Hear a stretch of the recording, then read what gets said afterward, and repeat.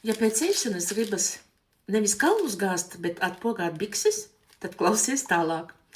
Vai neesi pamanījis, ka pēc šašlika, svētku galda vai vienkārši pēc ļoti sātīgām pusdienām parādās smaguma sajūta, nogurums un vēders kļūst kā balons? Lielākā daļa cilvēku domā, es vienkārši pārēdos. Bet reizēm problēma nav tikai ēdienā. Jā. Mūsu aknas katru dienu strādā bez brīvdienām, pārstrādā taukus, toksīnus, medikamentus un visu, ko mēs apēdam. Kad slodze kļūst par lielu, ķermenis bieži signalizē.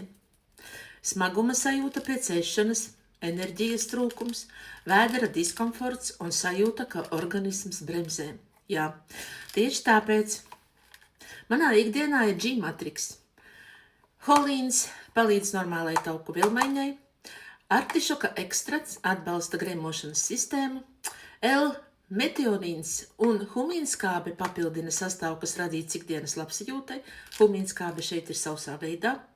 Es nesaku, ka tas dara brīnumus, bet es saku, ka ir patīkami justies vieglāk, enerģiskāk un nejusties kā pēc svētku galda katru dienu. Jā, jo vieglāks ķermenis, jo vairāk enerģijas dzīvei. Ja tu gribi justies vieglāk, uzraksti G, un es tev izstāstīšu par šo produktiņu vairāk un iespējām, kā viņu iegādāties. Šis produktiņš patreiz ir uz 50% atlaidi līdz mēneša beigām, tā kā nenokavējiet, un viņš patiešām ir vajadzīgs visiem mums, visiem savā aptiecībā.